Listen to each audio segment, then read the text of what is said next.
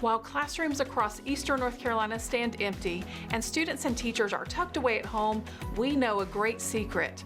Learning can happen anywhere. In fact, learning can happen everywhere. Welcome to Eastern Carolina Education Connection, a partnership with WNCT and Pitt County Schools. We're here to connect and reconnect with students, teachers, parents, and community during this unique and remarkable time in our state's history by helping you learn from right where you are. Hi friends, Miss Ashley here today for our episode of Eastern Carolina Education Connection. Today we're going to go on an adventure with, see what you've got as far as our clues today. I've got a red cape on, got my basket ready to maybe go skipping through the woods. That's right, we're going to be looking at Little Red Riding Hood. The book we're looking at today is Little Red Riding Hood, and it comes to us from Mother's Tales from Project Gutenberg. And we've got two amazing teachers, Gabrielle Lamb, who is our media technologist at Sug Bundy in Farmville, and we're going to have Miss Stevens, Casey Stevens, coming to us, AIG teacher also from Sam Bundy, that are going to be reading and talking with us about wolves, things that we can maybe reframe the way we think about wolves. We might even learn so much that we want to write a letter maybe to somebody, so we're going to take a look at some parts of a letter and some ways that we can communicate our learning with those outside of our homes today. So let's check in with Miss Lamb and see what we can find out about Little Red Riding Hood.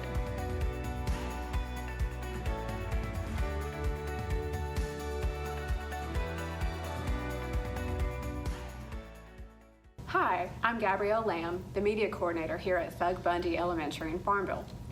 Today, I'm going to be reading Little Red Riding Hood from Mother's Nursery Tales by Kathryn Pyle.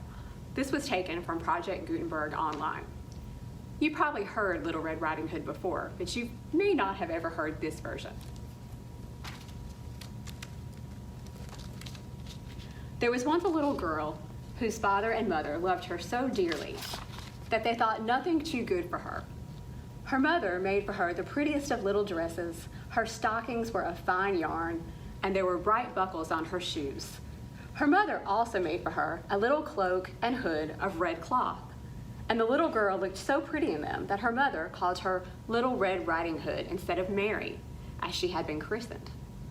Little Red Riding Hood had a grandmother who was so old that sometimes she lay in bed all day and felt too weak to get up.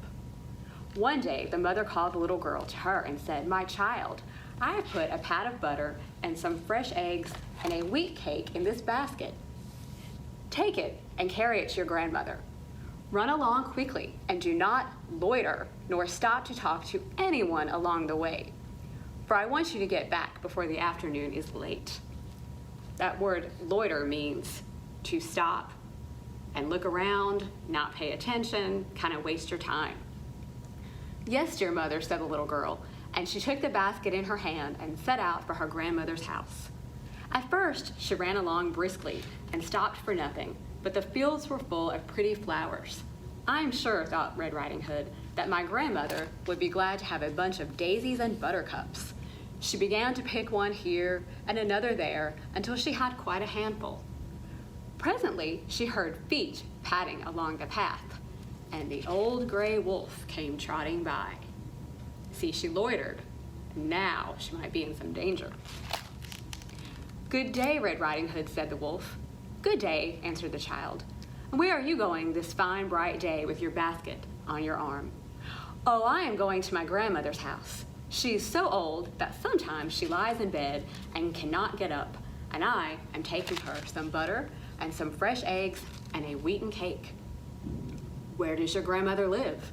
"She lives over beyond the wood in a little white house with a thatched roof and green blinds, and the path runs straight there." The wolf had now learned all he cared to know. He bade Red Riding Hood goodbye and trotted on briskly. As soon as he came into the wood where Red Riding Hood could not see him, he began to gallop. On and on he galloped as fast as he could, for he was anxious to get to the little white house with a thatched roof and the green blinds before Red Riding Hood did. He's very sneaky. In the depths of the wood, a woodcutter was busy at his work. He saw the old wolf go hurrying by, and he wondered what he was after. He's up to some mischief or other, and that is sure," said the woodcutter. and he shouldered his axe and followed on after the wolf to see what he was going to do. On went Mr. Wolf, and presently he came to the edge of the forest, and there stood the little white house with a thatched roof and green blinds, and the path led straight up to the door, so the wolf knew that must be where the grandmother lived. And in this picture, there's some pumpkins on the porch, so maybe it's close to Halloween. He stopped and looked all about him, for he did not want anyone to watch him. Very sneaky. He saw no one, however, for the woodchopper had hidden behind some rocks. Then the wolf knocked at the door. Rap, tap, tap. Nobody answered, so he knocked again. Rap, tap, tap. Still no one answered, and there was no stir within the house, though the wolf cocked his ear and listened carefully. The wolf pulled the latch string, the latch flew up, and he pushed the door open and slipped inside. He looked about, and there was nobody there, for the old grandmother had been feeling stronger that day, so she had dressed and had gone out to see a neighbor.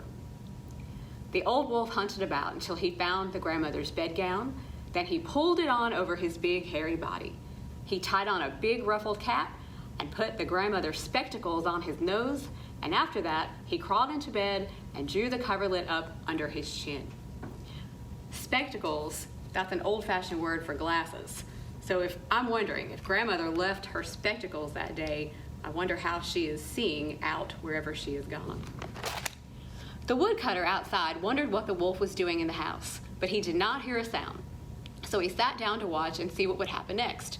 And as he was very tired, he fell fast asleep.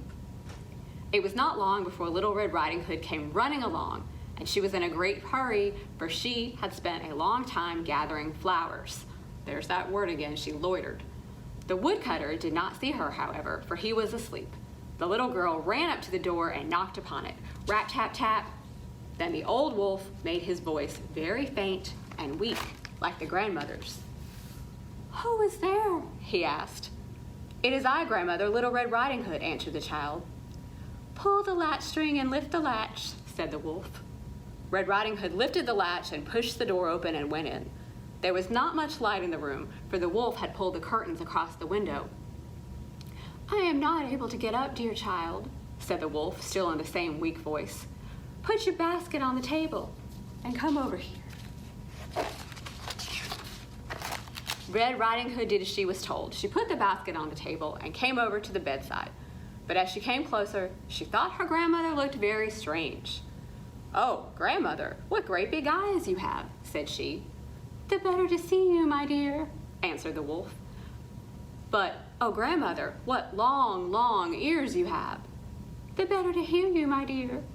"But, grandmother, what big, sharp, white teeth you have." "The better to eat you," howled the wolf, and he sprang out of bed and caught Red Riding Hood by the cloak. The little girl cried out, but at this moment the woodcutter burst open the door and rushed in. The howl had awakened him from his sleep, and just in time. He struck the wolf such a blow on the head that it fell down dead.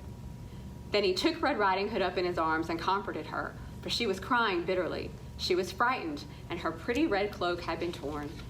He wiped her eyes and promised to walk home with her, but first, he said, they must wait until the grandmother came home. When she came at last and heard the story and saw the wolf lying there on the floor, she could not thank the wolf cutter enough. And indeed, if it had not been for him, the little girl certainly would have been eaten by the wolf.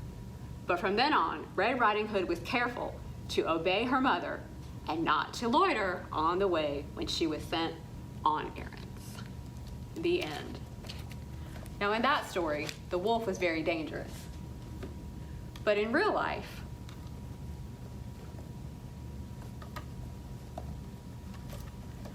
most wolves are not any harm to humans, and you'll learn about that in the next segment.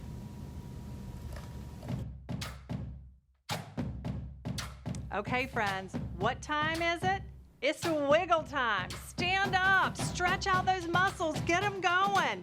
Let's get ready to move with our special guest today. Hi, boys and girls, it's Mrs. Dawson today with your brain break. Today we're going to play a game called Stop, Drop, and Roll. It's what you do if you were ever to have some fire on you. You would stop, you would drop, and you would roll. So every time you hear me yell fire, you're going to stop what we're doing, you're going to drop on the ground, and you're going to roll. until you hear me say fire's out. You hear me say fire's out, you're gonna stand back up and do whatever exercise it is that I tell you. All right, so let's start off with our jumping jacks. Okay, XI, we've been doing our jumping jacks. We know how to do these. If you hear me yell fire, you're gonna stop, drop, and roll. Fire! Stop, drop, roll, boys and girls. Roll, roll, roll, roll, roll, roll. Fire's out. Back up. Let's jog in place. Jog in place. Let's get those knees up. Get those knees way up, boys and girls. Uh-oh. Keep them up, and fire! Stop, drop, roll, boys and girls. Roll, roll, fire's out. Stand back up. Let's do some squats. Sit back and push back up. Back and push back up. We've done these quite a bit. We know how to do our squats, working our quadricep muscles, and fire! Stop, drop, roll, boys and girls. Roll, roll, roll, roll, roll, roll. Roll, roll, roll, roll, roll, and fire's out. Let's do some rocket ships. Touch the ground, jump, touch the ground, jump, touch the ground, jump, fire! On the ground, roll, roll, roll, roll, roll, roll, roll, and fire's out. That's your brain break for today. Boys and girls, I challenge you to a 20-20-20 this week with your family. 20 minutes of walking, bicycling, running, whatever you need to do, 20 jumping jacks and 20 squats every day with your family. I challenge you. For now, this is Miss Dawson. See you later. Hi friends, I'm Miss Stevens. So you guys just read Little Red Riding Hood, and I also recently read Little Red Riding Hood. So after reading it, I decided that I wanted to take my own nature walk. But then I got kind of frightened because I was worried about if there were going to be wolves around. So I decided to do some research before I took a walk. So up here are some of the words that I found while I was researching, and I'm going to point out just a few of them to you. So a lot of times we think that wolves howl. They do howl, right? But I'm pretty sure you guys can howl too. So when we think about wolves and when they howl, a lot of people think that they might be howling at the moon. But that's not actually true. They're howling at one another to communicate, the same way that you guys communicate with your family members. So another word is sharp teeth. Well, we know that those wolves, they do have really sharp teeth. But if you think about it, they don't have forks or knives to eat with, so they have to have sharp teeth to eat their food. Another one is domesticated and wild. So these are two that are kind of different. When we think about wolves, they live in the wild. Well, we have some dogs at home, some of us might, and they would be domesticated. When we think about those wild wolves, they're out in the wild roaming around, whereas our dogs are domesticated and they might live in our houses or they might live in a fence outside. So they're kind of similar, but they're two completely different species. Another one is helpful. So wolves are actually very helpful to our ecosystem and to other animals.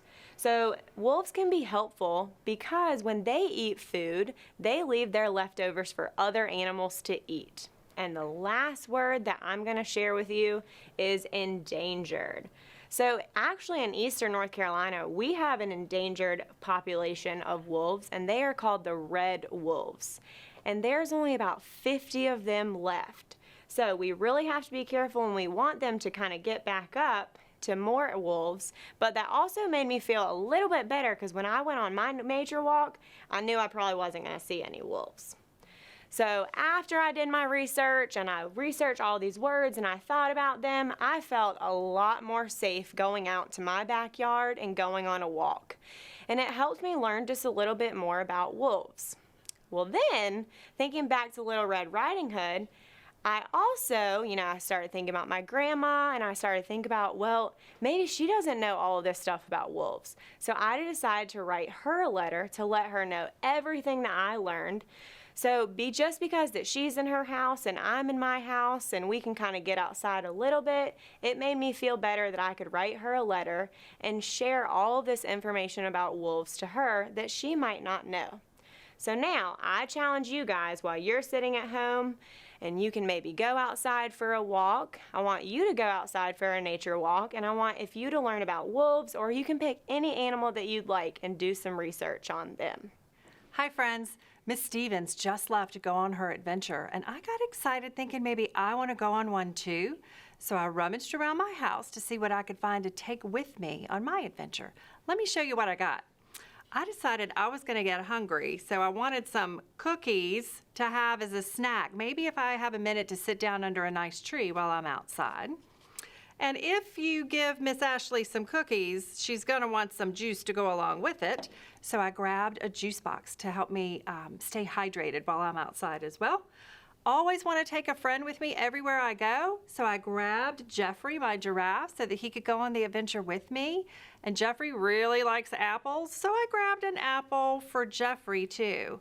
I was thinking about Little Red Riding Hood, so my mom has a basket and it just happened to have some red in it, so I thought what a great thing to use to put all of my items in. So I'm ready to go. I think Miss Stevens might have just gotten back from her adventure. Let's check in and see what she found while she was out today. Hey friends, so I'm back and I just got back from my nature walk and I have my little basket here. It had some snacks in it, but I already ate them all, so I can't share with you. So after I got back from my nature walk, I really wanted to tell my grandma about it. So I decided that I was gonna write her a letter. So I've already started my letter here. So I started with my greeting and I'm writing to my grandma. So I said, "Dear Grandma," and you always have to have a comma at your greeting. Then I am working on my body. I haven't quite finished it yet, but I'm going to show you what I have so far. So I said, today I learned so much about wolves and I wanted to share it all with you. And I put an exclamation point because I am so excited to share it with her. So now I have to finish my body, but I was really trying hard to figure out what was so important that I wanted to share with her. Well, I think after thinking about it and looking at all of my words that I have here after I researched, I think that I wanted to make sure that she understood that wolves aren't so scary after all. So I think I'm going to say that you might think wolves are scary, but they are actually helpful. So I'm going to go ahead and write that.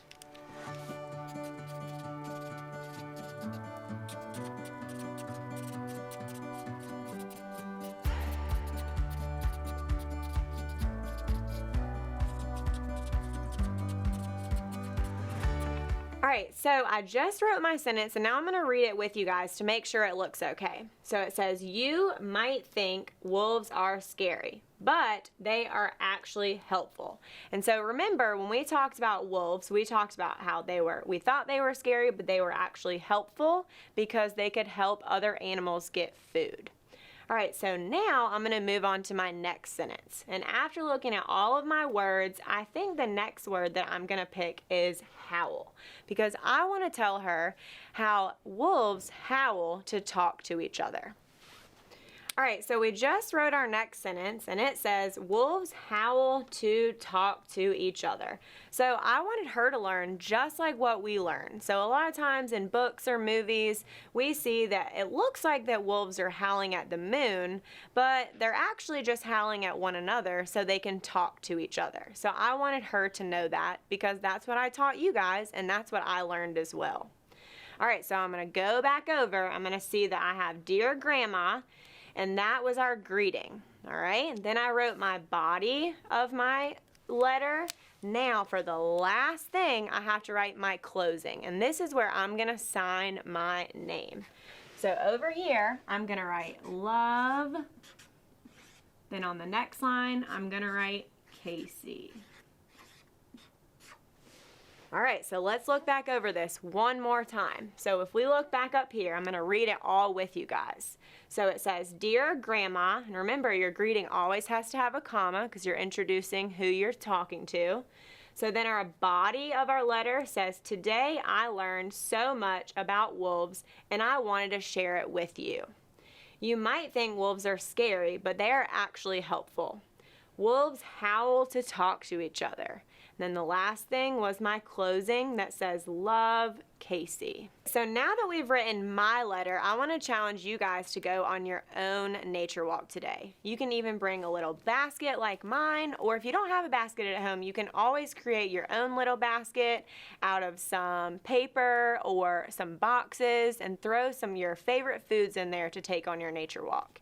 Then, when you're on your nature walk, I want you to look all around you. Use all of your 5 senses. What do you see? What do you smell? What do you hear?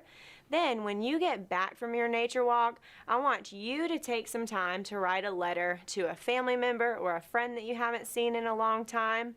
But remember, when you're writing your letter, you have to have these 3 important things. You have to have your greeting, which is who you're writing it to.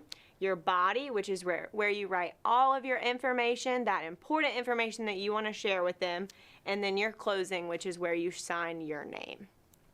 All right, well, I had so much fun talking to you guys today, and I hope you have a fabulous time on your nature walk. Hi, friends. Today's episode, we're going to do some experiments that you can make happen right from where you are. Let's check in with our in-house science expert. Take it away. Hello. Are you excited about science? I am. I'm Miss Lori, and I love science. Do you know what science is? Ooh, those are some good answers.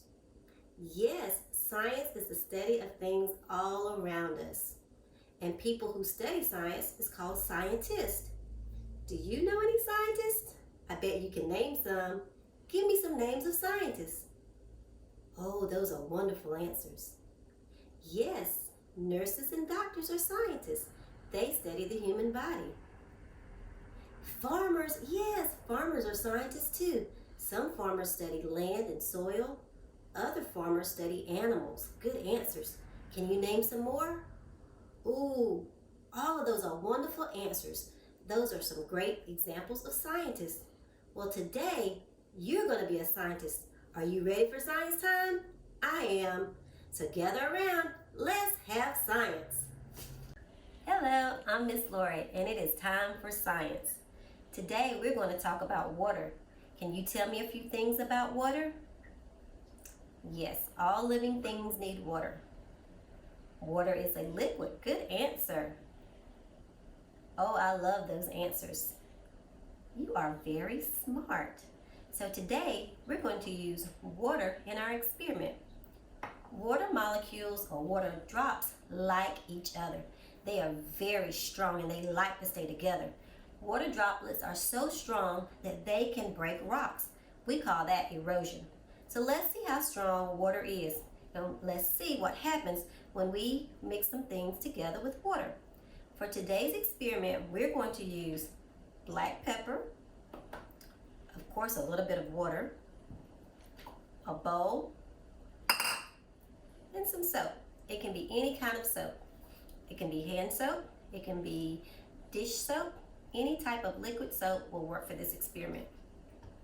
Water is so strong that it can also hold a bug. Have you ever seen a bug on water? Or maybe a leaf? Yeah, water is very strong. Let's see how strong it can be. So pour some water in your bowl until it's about half full.